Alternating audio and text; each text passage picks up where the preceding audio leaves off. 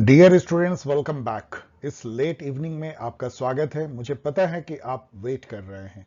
मैं हूं थोड़ा थका हुआ, लेकिन फिर भी आपके जोश से मेरी जोश होती है। मैं इसलिए मेहनत कर रहा हूं कि आप वेट कर रहे हैं। Thank you for that. और 2022 का आपको पता है आज हम क्या एनालाइज करने जा रहे हैं, क्योंकि दिन भर मैंने इसकी चर्चा भी की है। ऑफिशियल आंसर की कल आया है। आप लोगों ने, ढेर सारे स्टूडेंट ने मुझे क्वेश्चन भेजा है, उनको भी बहुत बहुत धन्यवाद। और उसके पेपर को एनालाइज दो कारणों से कर रहा हूं। एक कि कितने क्वेश्चन चैलेंज कर सकते हैं, जो बहुत इंपॉर्टेंट है, और दूसरा कि कट ऑफ क्या जाएगा, और थोड़ी जो आगे आने वाले जो एस्पिरेंट्स हैं उनके लिए एडिशनल इंफॉर्मेशन वो देना तो बहुत जरूरी है, जिससे कि उनको फायदा हो सके और जो भी अन्य एग्जाम दे रहे हैं। So let us begin 2022 paper analysis DUET with official answer की एंड चैलेंज। यहां मैंने इंडिकेट भी किया है कि क्वेश्चन इजी है, मीडियम है, या अरबिट है, टफ है, वो भी किया, और बाद में उसको काउंट भी मैंने किया है कट ऑफ निकालने के लिए। वो मेरे अनुसार से है, इसके ये मत समझिए, ये मैं जिन स्टूडेंट ने ठीक से प्रिपेयर किया है उनके लिए इजी, मैं ऐसे कहूंगा। Which of the following statement is not true of Ram Mohan Roy's approach to socio religious reform. ये क्वेश्चन आपको कंफ्यूज कर सकता है, लेकिन मेरे हिसाब से ये इजी है, क्योंकि इसने आपको एक ही चूंकि सही चुनना है, और इसने दे दिया है सपोर्ट फॉर पॉलीएथिज्म। राम मोहन रॉय के थॉट में जो सबसे अपोजिट वो थे किसी चीज के, वो थे पॉलीइथिज्म के। मतलब कि वो मोनोइथिज्म को मानते थे, यूनिटेरियनिज्म, एक गॉड। वो इस्लाम से प्रभावित हुए थे इसमें मोनोइथिज्म में, अद्वैतवाद से भी, और वो नकारते थे। इवन उन्होंने क्रिश्चियनिटी में भी जो है ट्रिनिटी, थ्री गॉड की जो अवधारणा कह सकते हैं, उसको उन्होंने नकारा था। तो इसलिए इसको ठीक मानने में कोई परेशानी नहीं है, लेकिन आप कंफ्यूज कर सकते हैं इसके चलते belief in the existence of the soul. क्योंकि आपने पिछली बार का यदि क्वेश्चन पेपर देखा हो तो उसमें आपको DUET ने कंफ्यूज कर दिया था। मैंने जो अपना बनाया था वीडियो, उसमें तो कंफ्यूजन नहीं थी, लेकिन बाद में मैं खुद भी कंफ्यूज हुआ, क्योंकि उसमें उन्होंने पूछ दिया कि इसमें से कौन सा सही हो सकता है, वो आंसर गलत हो। उसमें belief in existence of soul को नहीं मानते थे, ऐसा लगता था उस क्वेश्चन के ऑफिशियल आंसर को देख के। उससे कई स्टूडेंट आप कंफ्यूज हुए होंगे। अब मैं यही इस डिस्कशन को रोकता हूं, आप समझ गए होंगे मैं क्या कहना चाहता हूं। मैंने बाद में अपने गाइड में इसको क्लेरिफाई भी किया था। हु डिस्क्राइब्ड, तो इसको इजी क्वेश्चन मैं मानता हूं, who describe satyagraha against Rowlatt act as a Himalayan miscalculation. मैंने पहले भी कहा था जब मेमोरी रिकॉर्ड में कि गांधी जी ने कहा है। कई स्टूडेंट आप लोगों ने कहा नहीं सर, उन्होंने यहाँ रिसर्च कर रहे थे, लेकिन मुझे लगता है, चलिए इसलिए मैंने इसको मीडियम कर दिया क्योंकि आपको कंफ्यूजन हुआ है। अदरवाइज कोई कंफ्यूजन इसमें है नहीं, ये गांधी जी का कथन है। Who among the following was the founder of the Islamic movement Jamaat Islami. इसका देखिए पाकिस्तान से सीधा नाता नहीं है। आपको लगता होगा वहां इस्लाम की पॉलिटिकल पार्टी भी है, ऑर्गेनाइजेशन भी है, लेकिन ये आज़ादी के पहले ये मूवमेंट हुआ था, इस्लामिक मूवमेंट। बहुत सारे इस्लामिक मूवमेंट इंडिया में हुए हैं, और बाद में तीनों देश, मतलब इंडिया, पाकिस्तान, बांग्लादेश में इसकी जो है धाराएं जो है वो अलग अलग फॉर्मेशन पार्टी और मूवमेंट के फॉर्म में आती रही हैं। और इसके जो सैयद अब्दुल अला मौदूदी इसके जो है संस्थापक थे। तो ये बहुत ही डिफिकल्ट क्वेश्चन है, difficult. D, who of the following was the author of स्वदेशी समाज, ये भी बहुत डिफिकल्ट है, जबकि मैंने आपको रविन्द्रनाथ टैगोर पढ़ाया है, रविन्द्रनाथ ठाकुर कह लीजिए। लेकिन स्वदेशी समाज बुक मैंने भी वहां पिक नहीं किया था, ये इतना पॉपुलर बुक इनका है नहीं, लेकिन ये इसको पूछ दिया, इसलिए ये डिफिकल्ट कैटेगरी में आता है।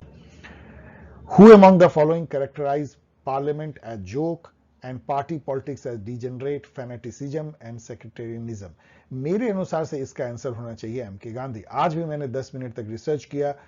मैंने कुछ स्टूडेंट को अपने इसको और रिसर्च करने के लिए दिया है। इसकी ऑफिशियल आंसर जो है स्वामी विवेकानंद है। मैं मतलब कंफ्यूज हूं, क्योंकि विवेकानंद पार्लियामेंट के बारे में और पार्टी पॉलिटिक्स के बारे में इस तरह के स्ट्रांग स्टेटमेंट देंगे, वो बहुत ज्यादा इन सब चीजों से अलग थे।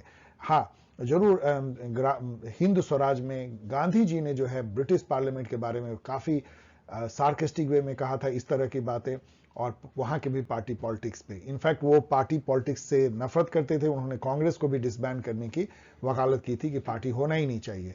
और वो सेक्टेरियनिज्म, फैनेटिसिज्म को भी बहुत ही अभोर करते थे और घृणा करते थे। तो मेरे अनुसार, लेकिन मैं इसको जस्ट एक क्वेश्चन मार्क कर रहा हूं, आपको चैलेंज करने नहीं कर रहा हूं, क्योंकि मेरे पास सफिशिएंट प्रूफ नहीं है। आप इसको और रिसर्च कर लीजिए, तो ये भी क्वेश्चन शायद चैलेंज किया जाए। वैसे ये टफ एंड आर्बिट है। Who is the formal chief of state in Canada. देखिए ये क्वेश्चन बड़ा क्यूरियस क्वेश्चन इन्होंने किया, तो बहुत चालाकी ये पूछ करके, क्योंकि ना ही कनाडा, बल्कि 14 और जो देश हैं लाइक ऑस्ट्रेलिया, न्यूजीलैंड और कैरेबियन आइलैंड के कई सारे कंट्री, उसके जो हेड ऑफ स्टेट होते हैं वो इंग्लैंड के ही या यूके के ही मोनार्क होते हैं। उसको कॉमनवेल्थ रियल्म ऑफ नेशन कहते हैं, ये जो 15 देश इंक्लूडिंग यूनाइटेड किंगडम। लेकिन इनसे गलती क्या होगी कि जब इन्होंने क्वेश्चन सेट किया उसके बाद वो रानी का वहां डेथ हो गया। अब इनको तो पता था नहीं कि जो इनका सही आंसर है वो डेथ हो जाएगा, तो क्वीन एलिजाबेथ का डेथ हो गया। इसके चलते ये क्वेश्चन जो है नन में बदल गया। लेकिन इनको इतना होश तो रहा नहीं, आंसर देते समय में तो इन्होंने क्वीन एलिजाबेथ दे दिया। अब वहां पे चार्ल्स थर्ड जो है वो हो गए हैं, इसके जगह पे ये होना चाहिए था, इसके चलते ये क्वेश्चन हो गया इनवैलिड। तो ये इनवैलिड है, इसको चैलेंज कीजिए। बिल्कुल आपको इस क्वेश्चन को इनको हटाना पड़ेगा, सभी को मार्क्स देना पड़ेगा। Who describes the Indian Federation as a cooperative federation? अच्छा चलिए पहले ये करें, आप काउंट करते जाइए, ये पहला चैलेंज। और ऐसे आपको जान के बहुत आश्चर्य होगा कि इसमें 8 चैलेंज करने लायक क्वेश्चन है। इनफैक्ट 10 भी हो सकते हैं यदि आप थोड़ा और रिसर्च कर ले तो। इतना ज्यादा एरर प्रोन पेपर DUET ने सेट किया। Who describes the Indian federation as a cooperative federation? तो ये क्वेश्चन मीडियम है, कई स्टूडेंट आप लोग जानते होंगे, ग्रैनविल ऑस्टिन, कई के लिए ये नया इंफॉर्मेशन होगा, लेकिन जिन्होंने मेरा गाइड पढ़ा है उनके लिए सब मुश्किल नहीं है। Which of the following supreme court judgment announces federalism as part of basic structure of the constitution? इसमें आप कंफ्यूज कर सकते हैं, लेकिन मैंने पहले भी आपको बताया था जब पेपर एनालाइज किया था मेमोरी बेस की, इसमें कंफ्यूजन नहीं होना चाहिए। SR बोमई केस जो 1994 में हुई थी, बेसिकली ये केस तो इसलिए हुई थी कि क्यों बार बार सेंट्रल गवर्नमेंट आर्टिकल 356 को लगा करके स्टेट में सरकार को डिसमिस करती है। लेकिन इसमें फेडरलिज्म का काफी मुद्दा आया और यह भी हुआ कि फेडरलिज्म कॉन्स्टिट्यूशन का एक तरह का बेसिक फीचर है या बेसिक स्ट्रक्चर का पार्ट है। Who of the following is the first advocate to be directly chief justice of India? सीधे वकील से जो है चीफ जस्टिस जो है बने, डायरेक्टली मतलब वकील से सुप्रीम कोर्ट में गए और चीफ जस्टिस बने, ये बने थे justice Sikri. Very very difficult question. आपको इन सब क्वेश्चन को मैं कहता हूं डस्टबिन में फेंक दो, कोई जरूरत जानने की नहीं है, क्योंकि आगे ऐसा पूछने की आशा नहीं है। इतना डिफिकल्ट क्वेश्चन, कोई रिपीट वैल्यू नहीं है इसकी। The right to free and compulsory education can be found in which article? ये क्वेश्चन मैंने मीडियम का है, वैसे आसान भी हो सकता है, क्योंकि आपको पता है कि राइट टू एजुकेशन जो 2009 में एक्ट लाई गई और उसके पहले 86th कॉन्स्टिट्यूशनल अमेंडमेंट हुआ था 2002 में, जिसने एक आर्टिकल को इंसर्ट किया था 21A को, क्योंकि ये right to life and personal liberty के तहत जो है दी गई है राइट टू एजुकेशन बच्चों को, क्योंकि राइट टू लाइफ ही इन्फ्रिंज होती है। आप जी नहीं सकते हो यदि आप एजुकेटेड नहीं हो, तो आप सम्मान से नहीं जी सकते हो, डिग्निटी से नहीं जी सकते हो। इसके लिए 6 से 14 साल के बच्चों को कंपलसरी, मैंने यहाँ पे जो कॉन्स्टिट्यूशन में लिखा है उसको सीधा रिप्रोड्यूस कर दिया, इसको बिना पढ़े आगे मत बढ़िएगा। इसलिए ये मीडियम लेवल क्वेश्चन मैंने कहा, वैसे इजी भी हो सकता था। The constitution of India recognises minority on which of the following ground? हम सभी जानते हैं कि धर्म के बेसिस पर माइनॉरिटी, लिंग्विस्टिक माइनॉरिटी नहीं है, कल्चरल माइनॉरिटी नहीं है हमारे यहाँ, एक्चुअली केवल रिलीजियस माइनॉरिटी है। सिख हैं, ईसाई हैं, मुस्लिम हैं या पारसी हैं, ये सब जो है हम मानते हैं धर्म के आधार पे। तो ये कॉमन सेंस का क्वेश्चन है, easy question. Indian constitution the power to issue order और writs to enforce legal rights with, ये दिमाग ठंडा रखने वाला क्वेश्चन। इसमें 4-5 क्वेश्चन ऐसे हैं कि यदि आपका दिमाग कूल है तो आपको ये क्वेश्चन आसान लगेगा। यहां पे क्या लीगल राइट्स की बात है, आप ध्यान दीजिए कि रिट इशू करने का पावर 2 कोर्ट को है, सुप्रीम कोर्ट और high court. Supreme court article 32 के तहत करती है, लेकिन वो केवल फंडामेंटल राइट के इंफ्रिंजमेंट होने पे ही कर सकती है रिट, जबकि आर्टिकल 226 के तहत, मैंने यहां लैंग्वेज दे दिया, आप पढ़ लीजिएगा, वहां लिखा हुआ है कि यदि पार्ट 3 मतलब फंडामेंटल राइट इंफ्रिंज हो या कोई और पर्पस के लिए भी, मतलब लीगल राइट या कोई कॉन्स्टिट्यूशनल राइट का भी हनन हो या कोई और पर्पस के लिए भी हाई कोर्ट जो है वो 5 रिट जारी कर सकती है। इस पैमाने पे देखें तो हाई कोर्ट की जो पावर है रिट जारी करने का, उसका जो दायरा है, स्कोप है, वो सुप्रीम कोर्ट के दायरे से बड़ा है। सुप्रीम कोर्ट केवल इतने थोड़े से के लिए कर सकती है फंडामेंटल राइट के लिए, और हाई कोर्ट बहुत बड़े के लिए। तो ये क्वेश्चन बहुत पॉपुलर क्वेश्चन बन जाता है कि power of high court under article 226 is wider than the power of supreme court under article 32 to issue writs. यहां पे इसमें देखिए 5 रिट का नाम भी है, habeas corpus, produce the body, mandamus, me command, prohibition, रोक दो, quo warranto, by what right and certiorari. आपके दायरे में नहीं है वो केस हमें ट्रांसफर कर दो। तो ये 5 टाइप के रिट हैं। सो इसमें हो जाएगा high court.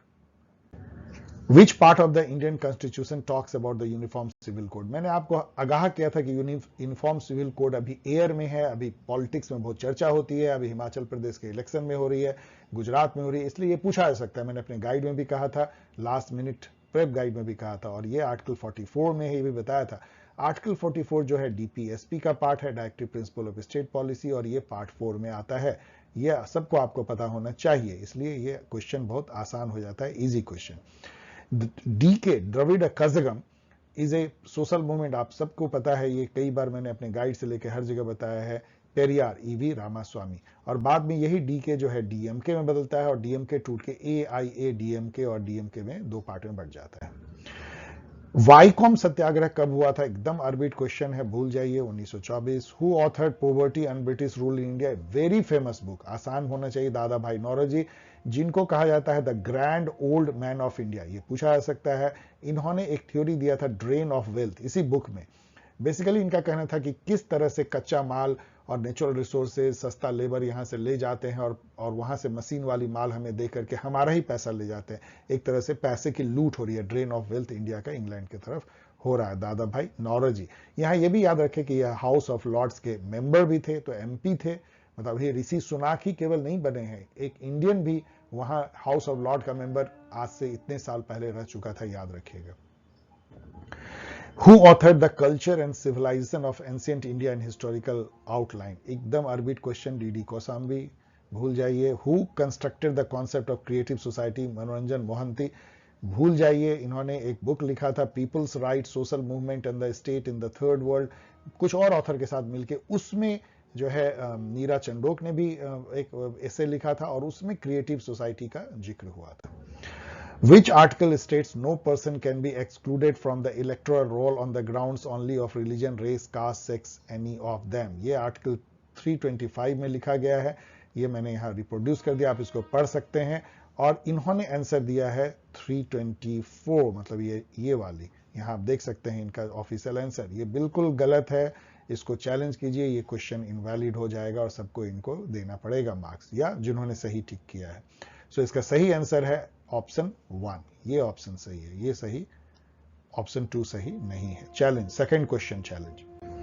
Which of the following is not a specialized agency of the united nation? Very easy, amnesty international हो ही नहीं सकता, ये एक प्राइवेट ऑर्गेनाइजेशन है, बाकी सब जो है स्पेशलाइज्ड ऑर्गेनाइजेशन है। इन सब की बड़ी चर्चा मैं अपने गाइड में भी करता रहा हूं और आपको बताता भी रहा हूं, इसलिए ये आसान क्वेश्चन है। Which of the following is not a peace keeping operation? जब आपने मेमोरी से रिकॉल किया था, मुझे लगा था ये क्वेश्चन टफ है, लेकिन ये क्वेश्चन टफ नहीं है, बेसिकली इजी है, यदि आप अपने दिमाग को रखेंगे कूल। बाकी छोड़ दीजिए, आपको पता नहीं है लेबनान, लाइबेरिया, सूडान, लेकिन आपको ये तो पता है साइबेरिया में कौन सी ऐसी घटना होती है, कंफ्लिक्ट होता है, मारपीट होती है। साइबेरिया बर्फ से ढका हुआ रसिया के ऊपर में, इसलिए वहां पे जो भेजे, आप बिल्कुल गेस कर सकते हैं, वहां तो कभी कोई नहीं गई होगी। एक हमको निकालना है, ये सब डिस्टर्ब्ड एरिया है, लाइबेरिया, सूडान, लेबनान, तो यहां गई होगी, लेकिन साइबेरिया नहीं। तो आप गेस कर सकते हैं, माथा कूल रख करके, ठंडा रख करके, इसलिए ये मीडियम मैंने लिखा, वैसे इजी भी हो सकता था। Which of these is not an argument from the constructivist approach in international relation? आपको पता है अलेक्जेंडर वेन, निकोलस ऑनफ, उन सबका याद कीजिए। वहां पे एक बात है कि आइडेंटिटी जो है वो बदलती रहती है, आइडेंटिटी एक नहीं रहता, और जो कुछ भी हम इमेज बनाते हैं, आइडेंटिटी बनाते हैं, सब सोशल कंस्ट्रक्शन है। सब इंटरनेशनल रिलेशन में जो एक स्टेट की इमेज है, जो कॉन्सेप्ट ऑफ सिक्योरिटी है, परसेप्शन है, वो सब जो है सोशल कंस्ट्रक्शन है, कोई गिवन नहीं, ऑब्जेक्टिव ट्रूथ नहीं है, ये सोशल कंस्ट्रक्टिविज्म है इंटरनेशनल रिलेशन में। तो इसलिए identity of people do not change बिल्कुल रॉन्ग होगा, और चूंकि यहां नॉट बोला है इसलिए यही सही ऑप्शन होगा। Which of these is not an argument from the neoliberal approach in international relation? ध्यान रखिएगा, neoliberal और not, ये दो को ध्यान रखिए। neoliberal कभी नहीं कहेगा कि रिलेटिव गेन होती है, ये मैंने कितनी बार समझाया, चलिए अभी आज नहीं इसको एक्सप्लेन कर रहे हैं। ये एब्सोल्यूट गेन में जो है बिलीव करते हैं, चूंकि नॉट है, और ये नियो रियलिस्ट करते हैं रिलेटिव गेन। मतलब क्या हो, चलिए जैसे इंडिया पाकिस्तान मिलकर के मान लीजिए क्लाइमेट चेंज पे टॉक कर रहा है, अभी शर्म अल शेख में हो रही है, इजिप्ट में COP27। तो इंडिया ये यदि सोचने लगे कि भाई यदि हम मान लो अपना ग्रीन हाउस गैस कम करते हैं, तो इससे मुझे जितना फायदा होगा उससे ज्यादा फायदा पाकिस्तान को हो जाएगा, तो मैं ये काम नहीं करूंगा। तो इसको कहते हैं रिलेटिव गेन। आप ये नहीं देखते हो कि आपको कितना फायदा हो रहा है, आप ये देखते हो कि हमारे दुश्मन को कितना फायदा हो रहा है। यदि दुश्मन को ज्यादा फायदा हो रहा है हमसे, तो हम एक तरह से और ज्यादा हमें नुकसान हो रही है। तो इसको रिलेटिव गेन कहते हैं। ये नियो रियलिस्ट थिंकिंग का पार्ट है, इसलिए ये नियो लिबरल में नॉट हो जाएगा। Easy. Identify the correct sequence of the events beginning from the earliest. ये बहुत आसान है, इसमें मैंने लिख दिया है। देखिए, इससे पहले तो कुछ हो नहीं सकता। Treaty of Versailles first world war के बाद होता है, तो 3 से शुरू होगी, और 3 के बाद 1 इसलिए होगा कि ये इंटर वॉर पीरियड में हुआ है। वॉर के पहले हुआ है मुसोलिनी और हिटलर का राइज, तो 3 के बाद 1 होगा। तो आपको आसानी से इसको, यदि मैं टिक गलत मार रहा हूं हड़बड़ी में, तो देख लीजिएगा। इट इज नॉट वेरी, यहाँ आपको पता, ये सब कोई बहुत बड़ी बात नहीं है कि टिक मारने में गलती मेरे से हो जाती है, क्योंकि मैं एक फ्लो में होता हूं। लेकिन 3 के बाद 1 एंड 1 के बाद 4। म्यूनिख एग्रीमेंट बहुत इंटरेस्टिंग था। ये हिटलर को एक तरह से अपीज करने के लिए हुआ था। यूरोपियन पावर ने मान लिया था, चेकोस्लोवाकिया का एक पार्ट को उसने हथिया लिया था, तो म्यूनिख एग्रीमेंट हुई थी। उसे कुछ हुआ नहीं, वर्ल्ड वॉर 2 रुका नहीं, एक के बाद एक वो हथियाता चला गया। Identify the correct sequence of the event, ये भी उतना ही आसान है। आपको मैंने सभी मार्क कर दिया, आप इसको मार्क कर लीजिएगा। वेरी वेरी इजी, ये सब इजी, दोनों इजी है।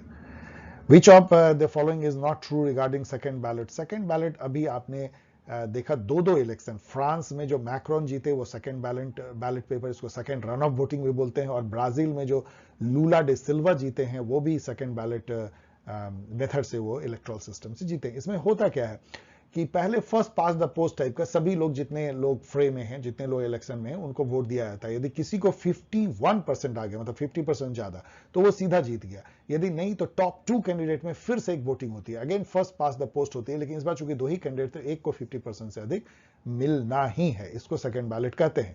अब यहाँ पे देखिए क्या, ये क्यों चैलेंज, ये इनवैलिड हो गया, क्योंकि ये, इसका सही आंसर है ACD, और इन्होंने उल्टा दे दिया। ये दोनों सही है, यहां पे नॉट ट्रू था, इन्होंने ट्रू को करेक्ट टिक मार दिया। मतलब जो स्टूडेंट गलती करते हैं, वो सेटर गलती कर रहा है। तो इसके चलते देखिए, ए गलत है, क्योंकि प्रेफरेंशियल वोटिंग की बात हो रही है। प्रेफरेंशियल वोटिंग नहीं होती है, first past the post type का होता है। सी भी गलत है। If no candidate gains a first ballot majority, second round of ballot is held between the leading 3, no 2, इसलिए ये भी गलत है। तो ए, सी और डी भी गलत है। Less possibility of strong and stable, ऐसा कुछ नहीं है, एकदम स्ट्रॉन्ग स्टेबल हो सकता है, इसलिए ये भी गलत है। जबकि इन्होंने बी ई कर दिया है, बिल्कुल इसको चैलेंज कीजिए, ये इनवैलिड है। इसका ये ऑप्शन गलत है, इसका सही ऑप्शन होगा 3।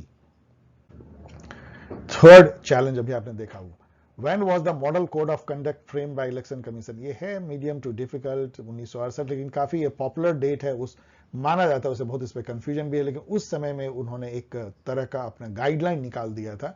उससे पहले भी केरला में 60s में ही शुरू हो गए थे मॉडल कोड ऑफ कंडक्ट, लेकिन नेशनल लेवल पे और हर चुनाव के लिए जो मॉडल कोड ऑफ कंडक्ट की जो पहली बार एक गाइडलाइन निकली 1968 में।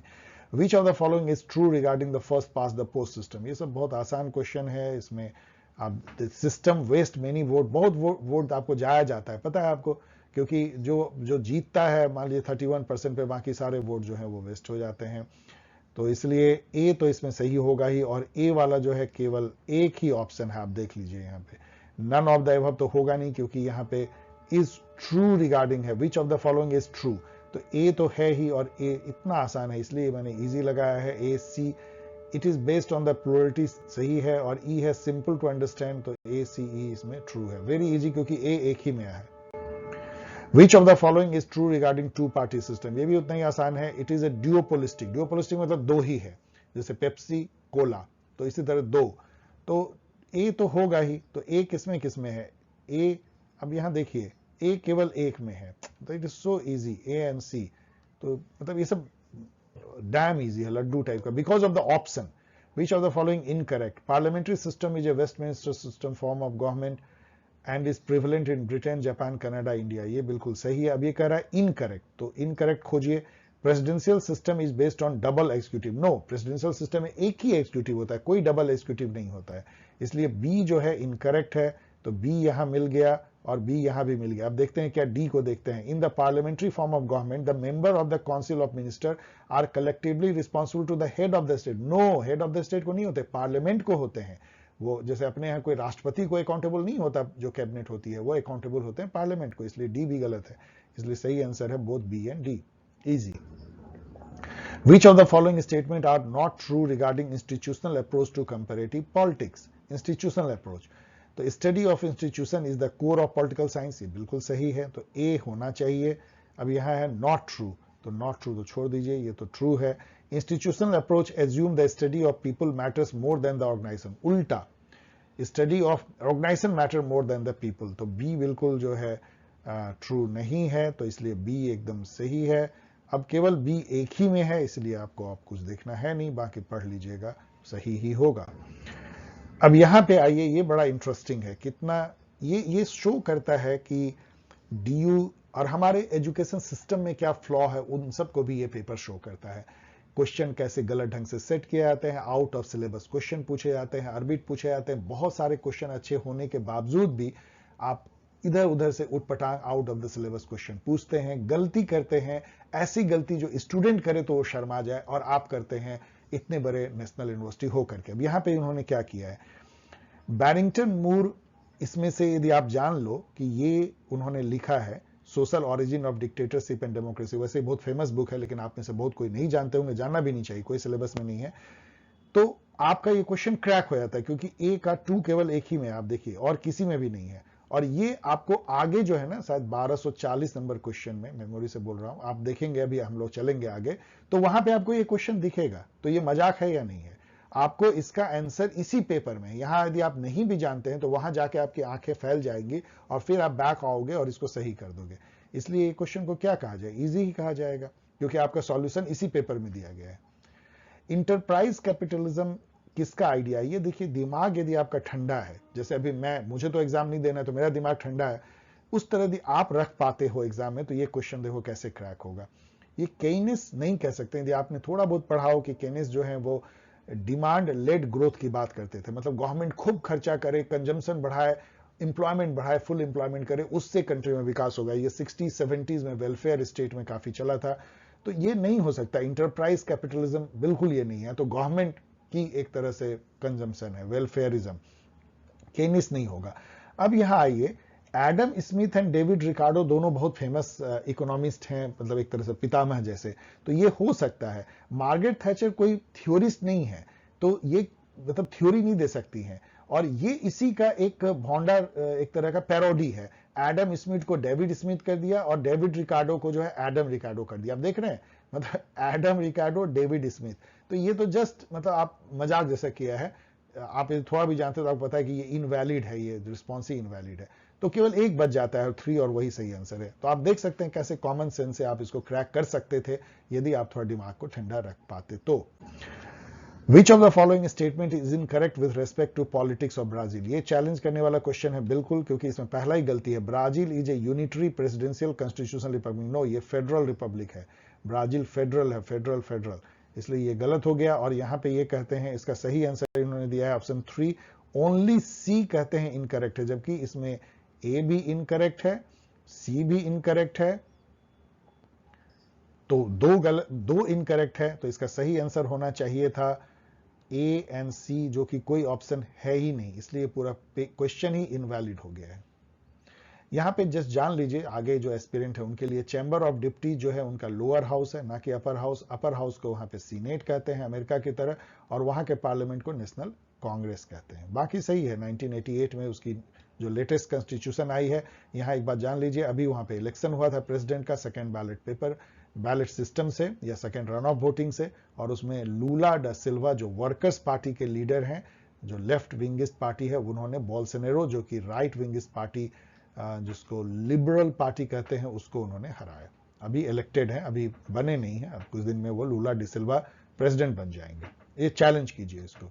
फोर्थ, यहां पे बहुत डिफिकल्ट है, क्योंकि इसमें आपको पार्टी जानना है। यहां तक बहुत आसान है, ब्रिटेन में कंजर्वेटिव पार्टी है, आसान, और चाइना में चाइनीज कम्युनिस्ट पार्टी है, लेकिन इसमें दो ऑप्शन में 50-50 आप खेल लेंगे, क्योंकि बी का 4, तो बी का 4 और डी का 3, डी का 1, तो ये दो को तो आपने खत्म कर दिया, लेकिन इस दो में आपको तब तक पता नहीं चलेगा जब तक आप ये ना जाने कि नाइजीरिया की पार्टी है ऑल प्रोग्रेसिव कांग्रेस।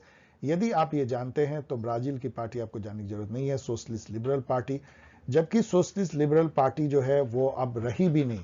अब ये पार्टी का नाम हो गया है ब्राजील यूनियन, ये मर्ज कर गई, इसके बारे में पढ़ लीजिएगा। और वहां वर्कर्स पार्टी जो है अभी चुनाव जीती है, लूला डी सिल्वा, से मैंने बताया। यदि आप ये जानते हैं, चूंकि नाइजीरिया आपके सिलेबस में है इसलिए आउट ऑफ सिलेबस ये नहीं है, तो ऑल प्रोग्रेसिव कांग्रेस, तो सी का 2 और सही आंसर 3 है जो इसने सही दिया है। तो वेरी डिफिकल्ट क्वेश्चन। ये इसलिए चैलेंज करना है क्योंकि इसमें 2 ऑप्शन सेम है, 2 और 4 बिल्कुल सेम है, बी सी डी ए। जब मैं पेपर बनाता हूं तो मुझसे ये गलती हो जाती है, आप लोग कहते हैं, क्योंकि मैं हड़बड़ी में बनाता हूं और ये कॉपी पेस्ट इफेक्ट है, मैंने वहां से लिया यहां किया लेकिन उसमें छूट जाता है। लेकिन क्या डीयू से ये एक्सपेक्टेड है कि वो इस टाइप की गलती करेंगे? कोई मॉडरेट नहीं करेगा, शर्म की बात है। तो इसलिए ये इनवैलिड हो जाता है, क्योंकि इन्होंने ये कह रहे हैं 4, लेकिन वाई 4? 2 भी उतना ही सही है, क्योंकि 2 भी तो सेम ऑप्शन है, इसलिए ये हो जाता है इनवैलिड और चैलेंज कर दीजिए। तो ये 5वां क्वेश्चन है जो चैलेंज करने लायक है। बाकी तो इसमें मैच करना तो बहुत आसान है, आप जानते हैं, ये सब आप जानते होंगे। अब लेकिन जो आगे के एस्पिरेंट चले उसके लिए पॉलिटिक्स अमंग नेशन जो है बहुत फेमस बुक है,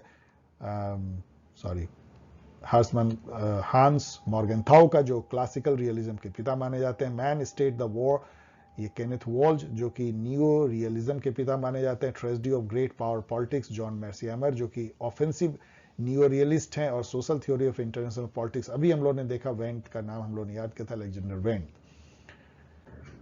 which of the following is not a great debate in international relation? इसमें 4 ग्रेट डिबेट है, मैंने लिख दिया है। उसमें यदि आप देखेंगे तो ये कहीं आपको नहीं मिलेगा मॉडर्निज्म और पोस्ट मॉडर्निज्म, उसके बदले मिलेगा आपको neo debate, neo realism versus neo liberalism, इसलिए ये गलत है। बोथ नियो रियलिस्ट और नियो लिबरल एग्री कि स्टेट एक रैशनल एक्टर है। बाकी सब पे वो जो है जुदा हैं। ये नियो लिबरल जो है वो एब्सोल्यूट गेन को मानते हैं, नियो रियलिस्ट जो है रिलेटिव गेन को, हमने बताया। States are the only actor international relation में, ये नियो रियलिस्ट मानते हैं, जबकि नियो लिबरल कहते हैं कि इंटरनेशनल ऑर्गेनाइजेशन और नॉन स्टेट एक्टर्स भी बहुत इंपॉर्टेंट हैं। लेकिन दोनों मानते हैं कि state are the rational actor, अपना भला बुरा देख के, कॉस्ट बेनिफिट देख करके ही इंटरनेशनल रिलेशन में वो डिसीजन लेते हैं, वो कोई आवेग में, इमोशन पे या मोरल बेसिस पे नहीं लेते हैं। Which of the following ideas was presented by Samuel Huntington? ये बेहद इजी है क्योंकि हर पेपर में पूछा जाता है, क्लास ऑफ सिविलाइजेशन।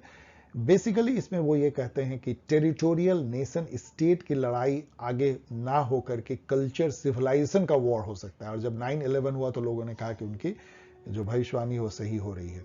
ये भी उतना ही आसान है, आपको पता है 20 ईयर क्राइसिस E.H. कार्र ने लिखा था। पावर इंडिपेंडेंस जोसेफ नोए ने। एनार्किकल सोसाइटी हेडली बुल जो इंग्लिश स्कूल जो है उसके प्रतिपादक हैं या प्रोपोनेंट हैं। और theory of international relation Kenneth Waltz, इसी बुक में उन्होंने, और भी ऑथर छात्रों ने लिखा है लेकिन मेन ऑथर ये हैं। थ्योरी ऑफ इंटरनेशनल रिलेशन में उन्होंने नियो रियलिज्म या स्ट्रक्चरल रियलिज्म की स्थापना की थी। आप मैच कर लीजिएगा, आसान है। Who propounded the world system theory? इससे आसान क्वेश्चन हो नहीं सकता है। इमैनुअल वॉलस्टीन आपको याद होना चाहिए। एस्पिरेंट्स यदि आप हैं तो कोर, सेमी पेरीफेरी और पेरीफेरी एक तरह का डिपेंडेंसी थ्योरी का एक पार्ट था ये world system theory. Which of the following idea was presented by Francis Fukuyama? ये अनदर, मैं हमेशा कहता हूं कि 2, clash of civilisation and end of history, यदि किसी पेपर में मिले तो वो पेपर आसान होता है। वैसे ये पेपर है उतना आसान नहीं, लेकिन ये दोनों run of the mill question को ये कंटेन करता है।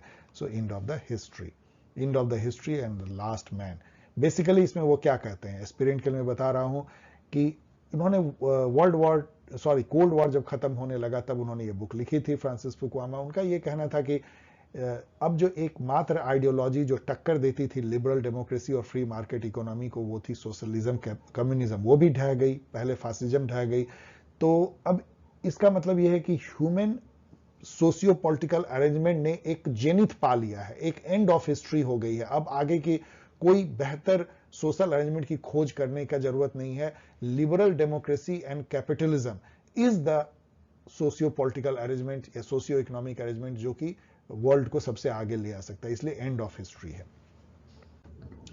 World trade organisation was established as a result of the Uruguay round of negotiation. ये 1 जनवरी 1995 को ये बना था, after Uruguay round. Globalisation can be defined as, पढ़ लीजिएगा, आप कभी कंफ्यूज नहीं कर सकते हैं कि ऑल ऑफ द ऐसे में हो तो वही सही होगा और वही सही है भी। ऑर्गेनाइज हिपोक्रेसी वेरी डिफिकल्ट, आपको पता नहीं होना चाहिए और होगा भी नहीं अधिकतर को। स्टीफन क्रेजनर ने कहा था, ये सॉवरेंटी के बारे में कहा था कि सॉवरेंटी मतलब सॉवरेंटी क्या है, एक तरह का छद्म है, कोई नहीं जानता कि ये क्या है, किस तरह से बनाया गया है इस चीज को, तो उसको उन्होंने ऑर्गेनाइज हाइपोक्रेसी का नाम दिया था। मैंने पिछले वीडियो में भी बताया था जब मेमोरी रिकॉल में कर रहा था। डिफिकल्ट। सॉफ्ट पावर का आइडिया भी मैंने कई बार बताया है। जोसेफ ने बुक लिखी थी सॉफ्ट पावर, उसमें उन्होंने इसको बताया था। मतलब बिना, जैसे अभी देखिए उल्टा देखिए, आप देख रहे हैं कि किस तरह से जो रसिया है उसको कितनी जद्दोजहद मार पीट करके अपनी बात मनवाने की कोशिश कर रहा है यूक्रेन को कि तुम नाटो में, यू में शामिल ना हो, और फिर भी उसकी बात नहीं बन रही। उसके भी इतने सैनिक मारे जा रहे हैं, इतना खर्च हो रहा है। यही सॉफ्ट पावर यदि होता तो वो बातचीत से, अपने इमेज से, अपने एक तरह का जो चार्म होता है उससे उसको मना लेता है यूक्रेन को, तो इसको सॉफ्ट पावर बोलते हैं। So ability to achieve goal through attraction rather than coercion is the soft power. Which of the following statement is true with respect to embedded liberalism? बहुत ज्यादा जानने की जरूरत नहीं, आप ये जान लीजिए, मैंने पहले भी बताया था। embedded liberalism जब कोल्ड वॉर शुरू हुआ था तो उसमें यह था कि फ्री ट्रेड तो हो, WTO जैसी संस्था उसमें तो थी नहीं, लेकिन गैट के थ्रू, लेकिन जो जो नए जो नेशन आजाद हुए थे, इंडिया टाइप के, अफ्रीका में, एशिया में, उनको ये भी आजादी दी गई थी कि अपने इंटरेस्ट को, नेशनल इंटरेस्ट को ध्यान में रखते हुए आप ट्रेड पे बैरियर लगा सकते हो। इसको इम्बेडेड लिबरलिज्म कहा गया, मतलब लिबरलिज्म लेकिन टोन डाउन, इम्बेडेड है वो। Which scholar propose the question where are the women? ये आप यदि मेरे साथ बने हुए हैं, यदि आप मेरी डिस्कशन सुनते हैं, मेरे गाइड को पढ़ते हैं, तो ये सब बहुत ही आसान क्वेश्चन है, लेकिन मैंने मीडियम इसलिए लिखा है कि चलिए कुछ लोगों के लिए। सिंथिया एनलो ने बुक लिखा था बनाना बीचेज एंड बेसेज, उसमें उन्होंने एक क्वेश्चन रेज किया था कि वेयर आर द, कहने का मतलब उनका ये था कि इंटरनेशनल रिलेशन में वुमेन कहां दिखती है? वो डिप्लोमेट की वाइफ दिखती हैं, वो बैकग्राउंड में दिखती है, वो रेड क्रॉस में जो है वो नर्स दिखती हैं, डॉक्टर दिखती हैं, सेवा करते दिखती हैं, वो वॉर में जो है कंफर्ट वुमेन या प्रोस्टिट्यूट के तौर पे यूज की जाती हैं, कहां दिखती हैं? क्यों वो जो है निगोशिएशन टेबल पे नहीं दिखती है? क्यों वो डिसीजन लेते नहीं दिखती है? क्यों जो आर्मी के जनरल के फॉर्म में नहीं दिखती है? क्यों वो राष्ट्राध्यक्ष के फॉर्म में नहीं दिखती है? Where are the women in international relation, पूछती हैं Cynthia Enloe. What is the Quad at the World Trade Organization? Very difficult. ये इसका सही आंसर तो ये है, इसको अपने क्वाड से, जो जिसमें इंडिया मेंबर, उसे कंफ्यूज मत कीजिए। इसमें कनाडा, EU है, जापान, US, तो वही है जो कि सोशियो मिलिट्री या कह लीजिए पॉलिटिकल मिलिट्री अलायंस जो क्वाड है 4 नेशन का, US, जापान, ऑस्ट्रेलिया, इंडिया, उसमें 2 तो यहाँ हैं लेकिन 2 अलग हैं। एक इनफॉर्मल ग्रुप है WTO के अंदर में। डेविड हिल ने कॉन्सेप्ट दिया था कॉस्मोपॉलिटन मॉडल ऑफ डेमोक्रेसी, ये मैंने कई बार आपको बताया है इधर उधर, इसको पढ़ लीजिए, इसमें सभी जो है ऑप्शन करेक्ट है। ऑल जो है 2, ये दूसरा है जहां पे कि ऑल आपको सेव करता है। Who among the following political philosopher viewed the state as a natural institution? अब ये क्वेश्चन आसान होते जाते हैं। एरिस्टोटल इसका सीधा आंसर है। अकॉर्डिंग टू मार्क्स या मार्क्सिज्म, केवल लेबर ही जो है वैल्यू ऐड करता है, इसलिए तो वो कहता है कि जो लेबर को पूरा पैसा नहीं देते, आप मार्केट रेट पे लेबर को पे करते हैं, लेकिन वो जो वैल्यू क्रिएट करता है प्रोडक्ट में, उसको आप बेचते हैं। जैसे एक उदाहरण ले लीजिए, आपने कील लाया, लकड़ी लाया, वर्किंग कैपिटल लाया और टेबल और चेयर बनाया, लेबर से 8 घंटा ड्यूटी कराया, उसको आपने 1000 रुपये दे दिया, टेबल चेयर को 5000 रुपये में बेचा, तो आपने जो वैल्यू क्रिएट किया जिसके चलते कि 1000 का चीज 5000 में बिका, वो 4000 रुपये आपका थेफ्ट है एक तरह का। यदि उसमें से कील और लकड़ी इन सब खर्चा निकाल भी लीजिए तो 3000 रुपया जो है वो थेफ्ट है, आपने वो लेबर से काट करके अपने पॉकेट में रख लिया। इसको प्रॉफिट एज थेफ्ट जो है मार्क्स कहते हैं, क्योंकि उनका मानना है कि बाकी जो कील है, लकड़ी है या कैपिटल है, वो पैसिव फैक्टर ऑफ प्रोडक्शन है, वो वैल्यू ऐड नहीं करते हैं, केवल लेबर जो जाता है प्रोडक्ट में वही वैल्यू ऐड करता है। Who is the author of Citizenship and Social Class originally published in 1950? ये आप गेस कर सकते थे, क्योंकि T.H. मार्शल ने जो जितना काम किया है सिटीजनशिप पे मॉडर्न टाइम में, उसने किसी ने नहीं किया, उन्हीं की ये बुक है। मीडियम लेवल क्वेश्चन है। Identify the most accurate description of the concept of governmentality from the following option. ये मैं आपको 4 साल से बता रहा हूं कि पावर का जो कॉन्सेप्ट फूको ने दिया था उसमें से एक गवर्नमेंटेलिटी था। उन्होंने ये कहा था कि पावर जो है वो गवर्नेबल बनाना है सब्जेक्ट को, by disciplining, by assigning some kind of identity. जैसे रोल नंबर देके स्टूडेंट को गवर्नेबल बनाया जाता है, प्रिजनर को नंबर देके बनाया जाता है, क्रिकेटर, इवन फुटबॉलर को नंबर 10 दे दिया जाता है, उसको भी गवर्नेबल बनाया जाता है। मतलब जिस मेथड से wide range of control technique which both create and govern the subject को गवर्नेबल बनाया जाता है, उसको गवर्नमेंटेलिटी कहते हैं। Michael Foucault, medium. Who does the social, what does the social contract theory do, वो theory of origin of state बताते हैं।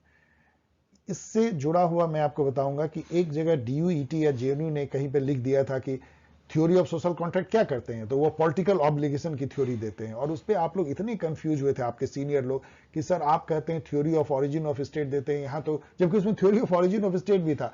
लेकिन ऑफिशियल आंसर गलत होने से कितनी कंफ्यूजन हो सकती है, एक पूरा जनरेशन ऑफ स्टूडेंट गलत नॉलेज लेके पास करते हैं। Basically social contract theory is a theory of origin of state, confuse मत कीजिएगा। According to Ernest Gellner, nationalism was linked to which of the following socio-political phenomena? ये डिफिकल्ट हो सकता है लेकिन आपको जानना चाहिए। जैसे कि बेनेडिक्ट एंडरसन ने प्रिंट कैपिटलिज्म कारण बताया था नेशनलिज्म का, उसी तरीके से अर्नेस्ट गेलनर ने बताया है modernisation and process of industrialisation is the main factor behind nationalism या नेशनल फीलिंग जो आई थी वो इसके चलते। आप इसको और आगे पढ़ सकते हैं, इनकी बुक की समरी एटलीस्ट पढ़ लीजिए। Who distinguish between concept of negative and positive liberty? ये सब लड्डू क्वेश्चन है, इसे आप बर्लिन। डेलिबरेटिव डेमोक्रेसी का मायने क्या होता है, एकदम लड्डू क्वेश्चन है। Citizen consulting extensive public debate before politicians take decision, मोहल्ला में, टाउन हॉल में डेलिबरेट कीजिए कि ये पॉलिसी बननी चाहिए नहीं बननी चाहिए, इसको डेलिबरेटिव डेमोक्रेसी कहते हैं। एक्चुअल ऐसा होता नहीं, बंद कमरे में डिसीजन कोई कोई ले लेते हैं जो जिनके हाथ में पावर है, और जनता को तो बाद में पता चलती है कि निर्णय हो चुका है। Which of the following work is matched correctly with the author? तो यदि आप देखें तो यहां जान लीजिए कि power a radical view Steven Luke's ने लिखा है। इसमें उन्होंने थर्ड डायमेंशन ऑफ पावर की बात की थी, उसको हेजेमनी भी कहते हैं।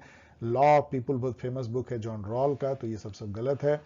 और justice and politics of difference iris Marin young ने लिखा है, ये सही है, यही सही आंसर है। डेवलपमेंट एज फ्रीडम जो है अमृतसर ने लिखा है। ये यदि आपने पिछले साल का पेपर देखा होता डीयू का तो आपको दिक्कत नहीं होती, ये जस्ट लास्ट ईयर ही पूछा गया था, और मेरे जो लास्ट मिनट प्रेप गाइड में भी इसको 2-3 जगह मैंने इसको बताया था आरिस मॉरिस यंग को। तो ये बुक उससे आपको याद रह जाता है, यदि आपने वो देखा होगा तो आपने इसको बना दिया होगा। इक्वलिटी ऑफ रिसोर्स तो बहुत पॉपुलर इस बार हो गया है, सीयूईटी में भी पूछा और यहां भी पूछ रहे हैं, तो रोनाल्ड डॉर्किन आपको काफी मार्क्स दिला रहे हैं इन सब एग्जाम में। Which of the following concept is not associated with Frederick Herzberg? Frederick Herzberg ने जो है थ्योरी दिया था मोटिवेशन थ्योरी, इसको हाइजीन थ्योरी या टू फैक्टर थ्योरी भी कहते हैं। उनका बेसिकली कहना था कि 2 तरह के फैक्टर होते हैं जिसे आप मोटिवेट या डीमोटिवेट इंप्लॉय होते हैं। एक होता है निगेटिव और एक होता है पॉजिटिव। मतलब एक ऐसा है जो कि ऐसी मोटिवेशनल फैक्टर है जो आपको बहुत ज्यादा प्रोडक्टिविटी को बढ़ाता नहीं है, मतलब वो न्यूट्रल रहता है। जैसे कि आप उसको कितना रेस्ट देते हैं, कितने कंपनसेशन देते हैं, उसका टर्म्स कंडीशन क्या है, जॉब का, लाइट की कैसी है, गर्मी, हीट, कोल्ड, ब्रेक, ये सब चीजें ये नहीं होगी तो प्रोडक्टिविटी डाउन जाएगी, होगी तो कोई फर्क नहीं पड़ेगा, न्यूट्रल है। एक दूसरा जो है मोटिवेशनल होता है, पॉजिटिव होता है। यदि वो होगी, जैसे कि जॉब इनरिचमेंट है, जॉब रोटेशन है, वो यदि होगी तो उसका प्रोडक्टिविटी बढ़ जाता है। मतलब वो केवल न्यूट्रल नहीं रहता है, मतलब आपने किसी को थोड़ा अच्छा काम दे दिया, कोई उसको रिकॉग्निशन दे दिया, अवार्ड दे दिया, उसको पब्लिक जो है मैनेजर ऑफ द वीक लिख दिया, होटल के बाहर, रेस्टोरेंट में आप देखेंगे this week's manager, this week's top ranking employee, तो ये जो है पॉजिटिव मोटिवेशन होता है, वो प्रोडक्टिविटी को बढ़ाता है। तो ये जानने से फायदा आपको ये होगा कि आप उन फैक्टर्स पर ध्यान दें जो कि प्रोडक्टिविटी गिरा सकता है लेकिन वो बढ़ाएगा नहीं, लेकिन उन फैक्टर्स पे भी ध्यान दीजिए जो कि प्रोडक्टिविटी को बढ़ाएगा। इमोशनल क्वोशेंट इन्होंने कुछ भी नहीं दिया था, ये सब दिया था job loading, job rotation, job enrichment, hygiene factor, तो इनका मेन थ्योरी है। ये क्वेश्चन चैलेंज किया जा सकता है लेकिन इसमें और रिसर्च की जरूरत है। ये जो लाइन है, ये मैं तो हमेशा कहूंगा कि ये वुड्रो विल्सन ने दिया है। बेसिकली ये क्या कहता है, पॉलिटिक्स एडमिनिस्ट्रेशन डायकोटमी क्रिएट करता है, जो 1887 के उनके आर्टिकल से क्रिएट हुआ था, कि पॉलिटिक्स जो है has to do with the expression of the state will. मतलब जो पॉलिटिक्स जो है वो लोगों का जो विल है उसको पब्लिक पॉलिसी बनाना है, और जो एडमिनिस्ट्रेशन है जब वो पब्लिक पॉलिसी बन जाए तो उसको न्यूट्रल वे में जो है, टेक्निकल वे में उसको इंप्लीमेंट करना है। यहीं पे डायकोटमी क्रिएट हुई। लेकिन इसका सही आंसर है फ्रैंक जे गुडनॉ, इन्होंने दिया, और मुझे लगता है कि ये आंसर ज्यादा सही है क्योंकि मैंने इस पर रिसर्च किया और मुझे एक जगह मिल गया कि फ्रैंक गुडनॉ ने ये कहा था। और मैंने आपको कई जगह बताया कि फ्रैंक गुडनॉ ने भी जो है पॉलिटिक्स एडमिनिस्ट्रेशन डायकोटमी पे बुक भी लिखा था 1900 में, तो वो भी उतने ही बड़े प्रोपोनेंट थे पॉलिटिक्स एडमिनिस्ट्रेशन डायकोटमी के जितने वुड्रो विल्सन, और ये जो कथन है उनको एट्रीब्यूटेड है। वैसे एक जगह नेट पे ये भी मिलता है किसी वेबसाइट पे क्वेश्चन से सॉल्व करते में कि वुड्रो विल्सन ने कहा, आप और रिसर्च कर लीजिए, यदि मिलता है तो शायद ये भी चैलेंज किया जा सकता है। लेकिन इसका ऑफिशियल आंसर फ्रैंक गुडनॉ है, जो सही हो सकता है, बहुत ज्यादा चांस। नेक्स्ट क्वेश्चन चैलेंज करने लायक है, शायद पांचवा या छठा आप गिन रहे हो तो। Which among the following is an auxiliary agency? ये मैंने आपको कितनी बार बताया है, लाइन, स्टाफ एंड ऑक्सिलरी। देखिए ये क्या होता है, फिर से एक बार बता रहा हूं, लाइन स्टाफ उसको बोलते हैं जो मेन लाइन में है, मतलब मेन ऑपरेटिव स्टाफ है। सबसे अच्छा रेलवे का एग्जांपल लीजिए, गार्ड एंड ड्राइवर, ये बिल्कुल जो है ऑपरेटिव स्टाफ है, वो लाइन स्टाफ, लाइन मतलब लाइन ऑफिशियल कह लीजिए, स्टाफ भी कहते हैं, लाइन ऑफिशियल और लाइन एजेंसी कह लीजिए। जो स्टाफ एजेंसी होता है वो एडवाइजरी या एक्सपर्ट होता है, जैसे कि उसके लीगल विंग है, डॉक्टर है रेलवे का, मेडिकल जो रेलवे में है, सेफ्टी है, वो एक्सपर्ट होते हैं, इसलिए उसको ऐसे दिखाते हैं क्योंकि वो हॉरिजेंटली जुड़ते हैं लाइन से। लाइन जो है उसका कमांड एंड कंट्रोल होता है, इसलिए उसको वर्टिकल दिखाते हैं, सीधा चेन ऑफ कमांड होता है। और हर जो एक्सपर्ट होते हैं वो उसके हेड ऐसे बैठते हैं, मतलब एक दूसरे से उनका पैरेलल रिलेशन होता है, जैसे कि चीफ ऑफ मेडिकल स्टाफ बात करेगा चीफ ऑफ लीगल स्टाफ से, चीफ ऑफ सेफ्टी से, लाइक दिस। ऑक्सिलरी जो है वो जैसे रेलवे में ले लीजिए, उसका स्टेशन का रख रखाव, मेंटेनेंस, बिल्डिंग का तोड़ मोड़ मरम्मत, हाउसकीपिंग, हॉर्टिकल्चर, ये सब चीजें हैं जो एकदम इसका कोई खास महत्व नहीं है ऑपरेशन से। अब इसमें यदि आप देखेंगे तो कोई भी ऑक्सिलरी एजेंसी नहीं है। प्राइम मिनिस्टर ऑफिस एकदम लाइन एजेंसी है, प्लानिंग कमीशन एक स्टाफ एजेंसी है, कैबिनेट कमेटी बिल्कुल लाइन है, और फाइनेंस मिनिस्ट्री बिल्कुल लाइन है। इन्होंने क्या कहा है कि फाइनेंस मिनिस्ट्री एक ऑक्सिलरी है, बिल्कुल गलत है, इसलिए इसको चैलेंज कीजिए, ये ऑक्सिलरी नहीं है, ये लाइन है, और इसलिए ये क्वेश्चन है invalid. Who propounded that the interest of management and the worker is one and same? ये आपको कंफ्यूज कर सकते हैं, लेकिन आप मेंटल रिवॉल्यूशन जो है वो याद कीजिए उनका उसमें, और ये भी याद कीजिए कि उन्होंने वर्कर और मैनेजमेंट को बराबर वैल्यू दिया था। हर काम में मैनेजमेंट को भी उतना ही लगना है, मैनेजर को भी जितना वर्कर को। और इसी चलते टेलर के जो साइंटिफिक मैनेजमेंट था उसका ज्यादा विरोध जो है मैनेजमेंट ने किया था, ना कि लेबर ने, याद रखिएगा। तो टेलर, द टर्म मौला बाला, वेरी डिफिकल्ट, मौल बल है बेसिकली, मौल बल, बल मतलब कि आर्मी, तो वो स्टैंडिंग आर्मी होती थी स्टेट की मौर्यन काल में। ये कौटिल्य ने इसको बताया बहुत तरह के आर्मी को, जो कि एकदम लॉयल, मतलब खानदानी लॉयल होता था राजा को, इसलिए इसको बहुत ही इंपॉर्टेंस दिया जाता था, वो भाड़े का सैनिक नहीं होता था। वेरी वेरी डिफिकल्ट ऑर्बिट, भूल जाइए। Which one of the following is not the ways that MP Mary Parker Follett suggests the conflict management? यदि आपने मेरे गाइड को पढ़ा है तो आपको पता होगा, मैंने इसको दे दिया था, लेकिन ये आउट ऑफ सिलेबस है, इसको नहीं पूछना चाहिए, इन्होंने पूछा है। उन्होंने 3 तरीके से कंफ्लिक्ट मैनेजमेंट ऑर्गेनाइजेशन में दिया था, डोमिनेशन, इंटीग्रेशन, कंप्रोमाइज। उनका कहना था कि इंटीग्रेशन बेस्ट वे है, डोमिनेशन से एक साइड हारता है, कंप्रोमाइज में दोनों ही साइड दुखी होते हैं, इंटीग्रेशन में जो है कोई दुखी नहीं होते हैं, विन विन होता है। डिस्कशन कोई उसमें से पार्ट नहीं था, one of those conflict management का तरीका। विच ऑफ द फॉलोइंग, इसलिए डिफिकल्ट है, which of the following term is not associated with Hilton मायो?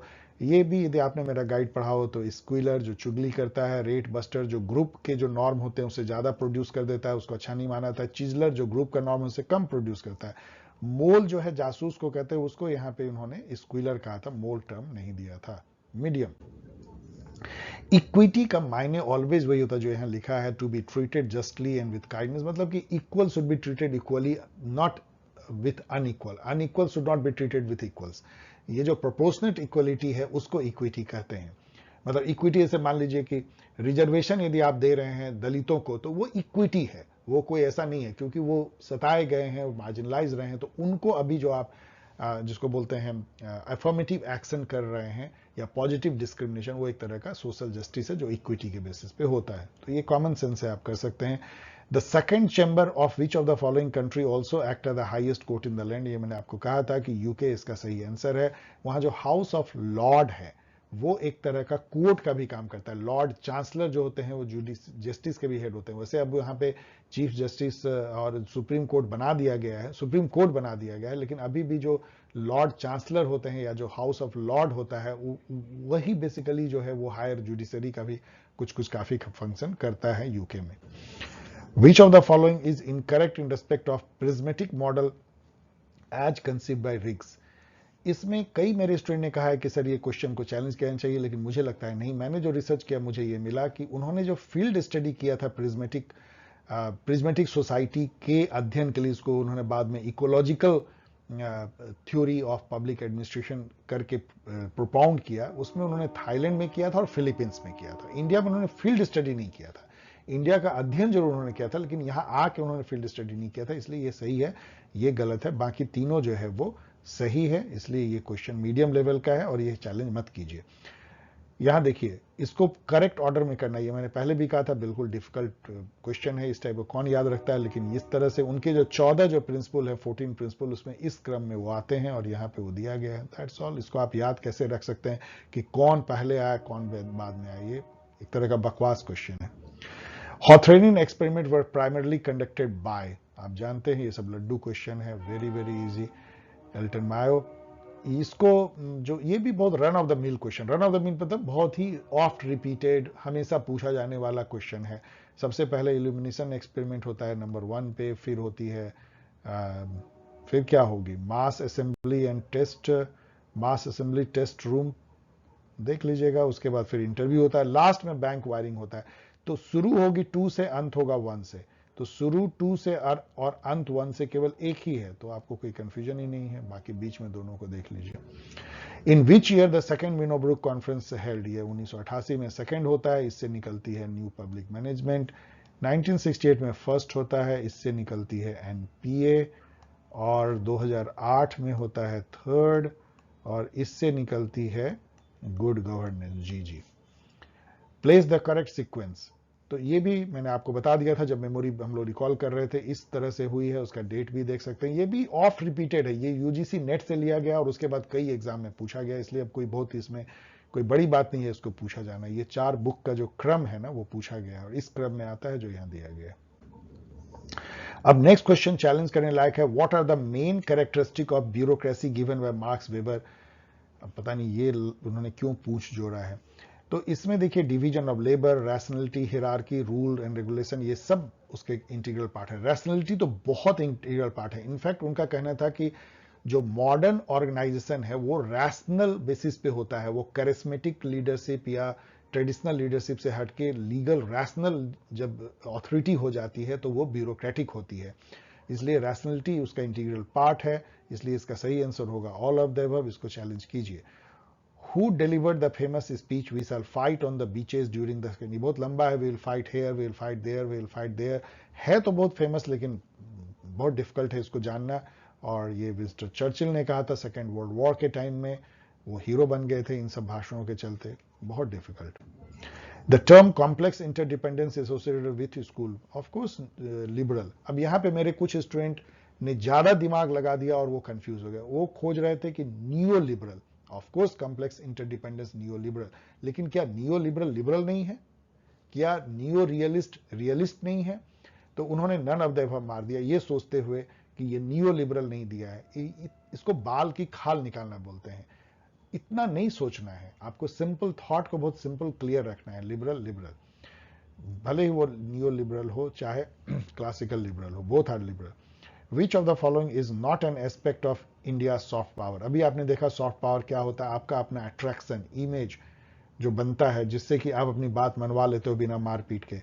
तो बॉलीवुड, योगा, बुद्धिस्ट फिलॉसफी, हमारा लार्जेस्ट डेमोक्रेसी होना, एंशियंट सिविलाइजेशन होना, यूनिटी इन डाइवर्सिटी, मल्टीकल्चरलिज्म, ये सब हमारी जो है सॉफ्ट पावर है।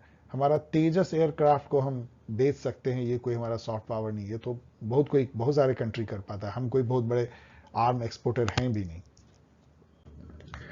Which of the following scholar is associated with classical realism? Very very laddu question. Hans Morgenthau. Who proposed the idea that without law there is no liberty? John Locke. मैंने explain किया था पिछले, जब memory based था, उस video को भी देख सकते हैं। आप कंफ्यूज हो सकते हैं। इनफैक्ट इस तरह की बातें जो है, कंफ्यूज तब आप होते जब इसमें रूसो का नाम होता और कांत का होता, क्योंकि इसी तरह की बात रूसो ने भी कही है। जनरल विल जो है वो एक तरह का कानून ही है, जो कानून जनरल विल से निकलता है उसको फॉलो करके आप मोरल फ्रीडम प्राप्त करते हो, रूसो। कांत का भी कहना है कि वो कानून जो खुद अपने आप को आप देते हो, उसको जब आप फॉलो करते हो तो मोरल फ्रीडम आप प्राप्त करते हो। यहां पे क्वेश्चन है कि विच of the following identify among the following senses in which the conservative view human nature pessimistically। पढ़ लीजिएगा, इसमें तीनों ही सही है। ये बहुत अच्छा क्वेश्चन है लेकिन इसको एक्सप्लेन करने में काफी टाइम लगेगा। ऑल ऑफ द अबव है। कंजर्वेटिज्म मतलब लोगों को वो ऐसा मानता है कि लोग फिकल होते हैं, वो कोई सहारे की जरूरत होती है, ट्रेडिशन जो होता है, कस्टम समाज के हजारों साल की, वो इसको एक एंकर देता है, उसके सहारे लोग जीवन काट देते हैं, like that. Among the following economic and most moral virtue, defender of meritocracy do not argue for। मतलब ये सिंपल लैंग्वेज में कहें तो ये देखिए लैंग्वेज का प्ले है, यहां मैंने लिखा है, और ये दिमाग को ठंडा आपका है कि नहीं इसका टेस्ट है। ये कहता है कि मेरिटोक्रेसी के जो एडवोकेट होते हैं उसमें से कौन इसमें से तीन बात को वो नहीं कहेंगे। अब पहला ही लाइन पढ़िए, it will not guarantee incentive by encouraging people to raise their talent. ये कभी ऐसा होगा? ये नॉट हटा दीजिए, इट विल गारंटी, इसलिए यही गलत है, बाकी दोनों देखिएगा तो सही है। तो आपको यहां पे नॉट था, नॉट मतलब जो मेरिटोक्रेसी का समर्थक होंगे वो ऐसा बात नहीं कहेंगे, तो ओनली ए। बस दिमाग ठंडा रखने की बात है, सोच लीजिएगा, मैं हड़बड़ी में भी बोल रहा हूं लेकिन आप पढ़ के देखिएगा तो कितना आसान ये क्वेश्चन है। Which of the following is an indigenously made ship. ये करंट अफेयर का क्वेश्चन है, खुद भारत ने बनाया। वैसे पहली बार तो वो इंग्लैंड से खरीदा था लेकिन उसको फिर इंडिजनाइज कर लिया और उसका नाम है INS विक्रांत। ये मैंने अपनी जनरल करंट अफेयर में बताया भी था। With reference to Rajni Kothari, इसको भूल जाइए, मैं पढ़ूंगा भी नहीं, एकदम अर्बिट क्वेश्चन। इसका सही आंसर मैंने टिक मार दिया है, और रिसर्च करना है कर लीजिए, भूल जाइए। सुकरा नीति एकदम आउट ऑफ सिलेबस, क्यों पूछा, डोंट नो, एकदम अर्बिट। इसका सही आंसर मैंने टिक कर दिया है। रूडोल्फ का जो मैंने कई बार बताया, चलिए एक बार फिर बता देता हूं, कमांड एंड डिमांड पॉलिटी उन्होंने कहा था इन परस्यूट ऑफ लक्ष्मी बुक में। इसमें यह है कि जब जो डिमांड पॉलिटी होती है उसमें वोटर या सिटीजन जो है वो सोवरेन होता है, मतलब वो डिमांड करता है, कॉन्सेंट देता है और डिमांड करता है और पॉलिसी उस तरह से बनती है। जो कमांड पॉलिटी होती है उसमें जो स्टेट अपने को ऑटोनोमस मानता है, सॉवरेन मानता है, जनता एक तरह का सब्जेक्ट जैसी होती है, जो मैं दे रहा हूं वो तुम बस ले लो। तो ये दोनों सही है, बाकी दोनों ये सही नहीं है, A and B difficult. Which of the specific way in which Granville Austin uses culture as a, भूल जाइए, पढ़ना है तो पढ़ लीजिए। इसका सही आंसर ये है, most orbit, most difficult, most orbit. 97th amendment जो हुई थी पार्लियामेंट के द्वारा, उसमें 2018 में ये हुई थी, उसमें उन्होंने एक राइट टू फ्रीडम में एक और राइट जोड़ दिया था, राइट टू फॉर्म कोऑपरेटिव। लेकिन उसके बहुत सारे पार्ट को बाद में सुप्रीम कोर्ट ने स्ट्रक डाउन कर दिया, ये कहते हुए कि यहां सेंटर जो है कोऑपरेटिव, जो कि स्टेट सब्जेक्ट है, उसको इन्होंने एक तरह से काफी सेंटर का सब्जेक्ट तरह से ले लिया। तो आर्टिकल 19 होगा, उसको उसमें उन्होंने ऐड किया था, कोऑपरेटिव से रिलेटेड अमेंडमेंट था। आप इसको जाके पढ़ भी सकते हैं और इन्होंने जो जोड़ा है उसको भी जाके पढ़ सकते हैं। अब यहां उसी क्वेश्चन की मैं बात कर रहा हूं, बैरिंगटन मूर की। इन्होंने बता दिया, Barrington Moore junior in his book social origin of dictatorship and democracy. क्या मजाक है। और इसी पे बेसिस पे एक क्वेश्चन था जो क्रैक हो जाता था। यहां पे ये अर्बिट है, लेकिन ये अर्बिट क्वेश्चन आपको दूसरे क्वेश्चन को हल कर देता है। इसका सही आंसर ये है, ये जो कह रहा है बहुत ही मजेदार है, बहुत ही इंपॉर्टेंट है, कि किस रूट से जो है बेसिकली किस रूट से डेमोक्रेसी या कहिए मॉडर्निटी जो है आगे बढ़ी है, उसका ओरिजिन किन किन चैनल से हुआ, ये बताने की कोशिश किया है। कि एक रूट जो है इंग्लैंड और फ्रांस की है, दूसरी जो है जर्मनी जापान के तौर पे मॉडर्नाइजेशन होती है, तीसरी रसिया एंड चाइना जो एग्रेडियन है वो होती है। लेकिन ये है ही आपके सिलेबस में नहीं, ना आपको जानना है, तो इसलिए अर्बिट हो जाती है। अब यहां इसको भी मैं बिल्कुल छोड़ रहा हूं, डस्टबिन में फेंकने लायक question, subaltern school of historiography, और उसमें जो सेकंड है ये ऑफिशियली सही है, पढ़ लीजिए, यदि आपको और रिसर्च करना है कर लीजिए, बट मैं सजेस्ट करूंगा just forget. Samuel Huntington, which of the following was not an element of the third wave of democracy. Dam easy question, अचानक इतने सारे अर्बिट क्वेश्चन के बीच में एक जैसे ओएसिस में वाटर होता है उस टाइप का, क्योंकि इन्होंने जो थर्ड वेव ऑफ डेमोक्रेसी कहा था उसका पीरियड था 74 टू 89। यदि आप इस बुक का टाइटल को भी याद रखे हैं तो आप इसको कर सकते हैं। और इंडिया कैसे उसमें आ सकता है, इंडिया तो डीकॉलोनाइज जो है सेकेंड वेव में ही हो गया था, तो इसलिए ये आसान क्वेश्चन है। डेमोक्रेटिक कंसोलिडेशन का मायने क्या है, इसको मैंने नेट पे आज कम से कम 10-12 मिनट पढ़ा, और मुझे लगा कैसे ये क्वेश्चन पूछते हैं। डेमोक्रेटिक कंसोलिडेशन का मतलब होता है जब किसी न्यूली डेमोक्रेटिक स्टेट में, मान लीजिए कोई नया नया डेमोक्रेसी बना है, अब इस तरह से वो स्ट्रेंथन हो जाए कि वहां के जितने पॉलिटिकल एक्टर हैं, इंस्टीट्यूशन हैं, डिसीजन मेकर हैं, उनके दिमाग में इस तरह की बन जाए कि डेमोक्रेसी के अलावा और कुछ कोई हो ही नहीं सकता है पॉलिटिकल अरेंजमेंट हमारे कंट्री में। मतलब वो सोच भी नहीं सकते हैं कि कभी मिलिट्री शासन हो जाएगा, डिक्टेटरशिप हो जाएगा, ऑथोरिटेरियनिज्म हो जाएगी, कभी सोच ही नहीं सकते हैं। इस स्थिति में पहुंच जाए तो इसको डेमोक्रेटिक कंसोलिडेशन कहते हैं। और इसका सही आंसर इन्होंने दिया है wide spread acceptance of the new system, of course democratic system, supported by evidence that it works. एकदम मोस्ट वेग वे में किसी किताब से इन्होंने ले लिया है, difficult.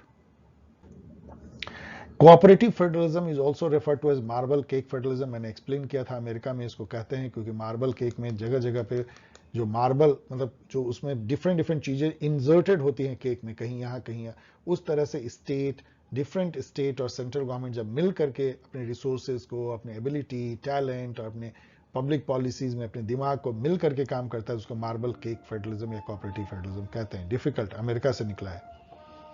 Which one of the following countries does not have monarchy? ये क्वेश्चन मीडियम लेवल का क्वेश्चन है, क्योंकि आपको पता होना चाहिए कि नेपाल जो हमारा पड़ोसी है, वहां अब मोनार्की नहीं रह गया। एक समय में बहुत फेमस मोनार्की होता था, लेकिन वहां पे अब जो है पहले कॉन्स्टिट्यूशनल मोनार्की आई और फिर बिल्कुल वहां पे जो है प्रेसिडेंट और प्राइम मिनिस्टर होने लगे हैं। इससे जुड़ा हुआ डियर स्टूडेंट मैं बताऊंगा कि मैं एक बहुत ही इंपॉर्टेंट इंटरव्यू देने गया था एंड मैंने काफी प्रिपेयर की थी। मैं एनेक्डोट बता रहा हूं और मुझसे पहला ही क्वेश्चन वो पूछते हैं कि बताइए कि एशिया में कौन कौन से मोनार्किज्म वाले कंट्री हैं। और मैं कंफ्यूज हो गया क्योंकि ये बिल्कुल मुझे आशा नहीं थी कि वो पूछेंगे। तो ये जो है वर्ल्ड में कहां कहां मोनार्की है, स्पेन मोनार्क है, हॉलैंड मोनार्क है, स्वीडन मोनार्क है, जापान मोनार्क है, इंग्लैंड मोनार्क है। मोनार्किज्म काफी जगह है, बहुत सारे डेवलप्ड कंट्रीज में है। तो आपको पता होना चाहिए कि मोनार्की कहां कहां है। तो ये क्वेश्चन, ये जो एस्पेक्ट है नॉलेज का बहुत इंपॉर्टेंट है। नेपाल मतलब मोनार्की कहां कहां है। Which of the following is a feature of consociational democracy? Consociational democracy मैंने कई बार आपको बताया है, वो ऐसी डेमोक्रेसी होती है जहां गिव एंड टेक होता है, जहां पे कि आप मेजोरिटेरियनिज्म नहीं चला सकते, क्योंकि वहां पे जो कंपोजिशन होता है पॉपुलेशन का वो इस तरह होता है 60-40 टाइप का, या 55-45। ऐसे में आप सोचिए कि कैसे आप एक आइडियोलॉजी या एक ग्रुप जो है कभी शासन नहीं कर सकता है। तो आपको पावर बांटना पड़ता है। वहां जो माइनॉरिटी होते हैं उनको वीटो देना पड़ता है। तो माइनॉरिटी वीटो जो है, जैसे कि बेल्जियम में आप देख लीजिए और कई जगह जो है कंसोसिएशनलिज्म है। श्रीलंका में कोशिश की गई थी, वो नहीं हो पाई, वहां भी मेजोरिटेरियनिज्म हो गई। तो कंसोसिएशनलिज्म किस किस कंट्री में आप देख सकते हैं, काफी कंट्री में है और वहां बेल्जियम उसका बेस्ट एग्जाम्पल है। इसको चैलेंज मेरे हिसाब से करना चाहिए। रिप्रेजेंटेशनल पार्लियामेंट्री सिस्टम जो है वो जापान में भी है, आयरलैंड में भी है, स्वीडन में भी है, इंडिया में भी। ये कहते हैं स्वीडन में। मैं जितना मैंने रिसर्च किया मुझे नहीं समझ में आया कि स्वीडन में ऐसी क्या खास बात है। हमारे यहां भी जो रिप्रेजेंटेटिव पार्लियामेंट्री जो सिस्टम होती है उसी को रिप्रेजेंटेशनल पार्लियामेंट्री सिस्टम कहते हैं, मोस्ट प्रोबेबली, जितना मैं समझता हूं। और उसके अनुसार से स्वीडन में ऐसी कोई खास बात नहीं है। पता नहीं क्या सोच के उन्होंने दिया, या इस पे और आप रिसर्च कर सकते हैं, लेकिन मेरे हिसाब से go for the challenge. Which of the following is not A work by Lenin? Very difficult. ये जो वर्क है Marxism and problem of linguistic, ये जोसेफ स्टालिन ने लिखा है, मैंने इसके बारे में बता दिया है। Who proposed pan African unity in his work Africa must unite? ये बुक जो है अफ्रीका मस्ट यूनाइट 1963 में क्वामे निक्रुमा ने लिखा। आपको याद होना चाहिए क्वामे निक्रुमा जो है वो नाम के one of the 5 founder member भी हैं। ये भी आपको पता होना चाहिए कि इन्होंने डेमोक्रेसी से शुरुआत की, लेकिन बहुत ही जल्द एक ऑटोक्रेट बन गए थे अपनी कंट्री में। किस कंट्री में? Ghana. Sorry, Kwame Nkrumah. Who propagated the idea of Lok Samagra? Last question भी अर्बिट है, और यदि शुरू में ही अर्बिट यदि किसी को मिल जाएगा मेरे स्टूडेंट को, तो उनका डेफिनेटली कूल जो है गड़बड़ा जाएगा। उससे और भी जो इजी क्वेश्चन थे उनको गड़बड़ होगी। इसका ऑफिशियल आंसर उन्होंने दिया है राजा राम मोहन रॉय। मैंने जितना खोजा उसमें गांधी जी भी इसको यूज करते कि लोक समाग्र का मतलब, लोक मतलब होता है जनता, समग्र मतलब सबका विकास, सबका वेलफेयर। इसका मतलब सर्वोदय की जो जो जो मीनिंग है वही इसका है, मतलब सबका उत्थान, सबका कल्याण हो। ये लोक समग्र है, ये भागवत गीता से आई है, और ये अर्जुन को जो शिक्षा देते हैं श्री कृष्ण, उसमें भी लोक समग्र आता है। तो ये महात्मा गांधी ने भी अपनाया था, स्वामी विवेकानंद ने भी अपनाया था, टैगोर के बारे में तो मैं नहीं जानता, लेकिन राजा राम मोहन रॉय तो मिलता भी नहीं है। तो मैं इसको आपको क्वेश्चन मार्क कर रहा हूं कि यदि आप इस पर थोड़ा रिसर्च कर लें तो इसको भी आप चैलेंज कर सकते हैं। ये 9th क्वेश्चन हो जाएगा चैलेंज के लिए। एक बार जो है रुक करके, इससे पहले कि हम कट ऑफ पे चर्चा करें, इसको मैंने यहां लिख दिया है। देखिए ये पेपर क्या दिखाता है कि हमारे एजुकेशन सिस्टम में क्या कमजोरी है। ये मैं दूसरी बार कह रहा हूं। DUET, इंडिया की नाक, सेंट्रल यूनिवर्सिटी 100 क्वेश्चन सेट करता है और उसमें 8-9 जो है गलतियां होती हैं। क्या आप सोच सकते हैं? क्वेश्चन वो उनको अच्छे क्वेश्चन सूझते नहीं है, आउट ऑफ द सिलेबस इधर उधर से क्वेश्चन लाते हैं, एक जगह क्वेश्चन पूछते हैं, दूसरे क्वेश्चन में उसका जवाब देते हैं, कोई देखने वाला नहीं है। पिछली बार जो है एक ही क्वेश्चन 2 बार उन्होंने पूछ लिया, शर्म की बात है। आई डोंट नो कि DU की जो अथॉरिटी है वो कैसा इसके बारे में महसूस करते हैं, कैसा सोचते हैं, और इससे बच्चों में क्या मैसेज जाता है, आई डोंट नो। लेकिन ये शो करता है कि हमारे एजुकेशन सिस्टम में कितनी कमजोरी है। अब आइए यदि हम कट ऑफ की बात करें तो इसमें देखिए मैंने 3 कैटेगरी में बांटा था, इजी, मीडियम और डिफिकल्ट। इजी 34 क्वेश्चन इजी है, जो कोई भी मेरे स्टूडेंट जिन्होंने ठीक से तैयारी की है वो 34 क्वेश्चन करेंगे। मीडियम जो है करीब 28 से 29 क्वेश्चन है, क्योंकि चैलेंज डिपेंड करता है, और 30 क्वेश्चन डिफिकल्ट है, जो कि बहुत ज्यादा डिफिकल्ट है। 30 क्वेश्चन नहीं होना चाहिए आर्बिट या डिफिकल्ट। तो इस हिसाब से देखें तो ये दोनों बनने लायक थे, मतलब 34 एंड 29। और चैलेंज भी चूंकि 8 क्वेश्चन चैलेंज हुए हैं, तो करीब 70 क्वेश्चन जो है बनने लायक हैं। 70 में 50 तो बहुत स्टूडेंट लाएंगे, इसलिए मेरे अनुसार से कट ऑफ जो है लगभग 50% होगा। मैं यहां पे एक बात डियर स्टूडेंट बताऊं कि मैं बोस्ट नहीं कर रहा हूं, मुझे कोई ऐसा ये नहीं है, इससे कोई बड़ी बात नहीं, क्योंकि मैंने बहुत सारे क्वेश्चन एनालाइज के बहुत पेपर, इसलिए मैं कर पाता हूं।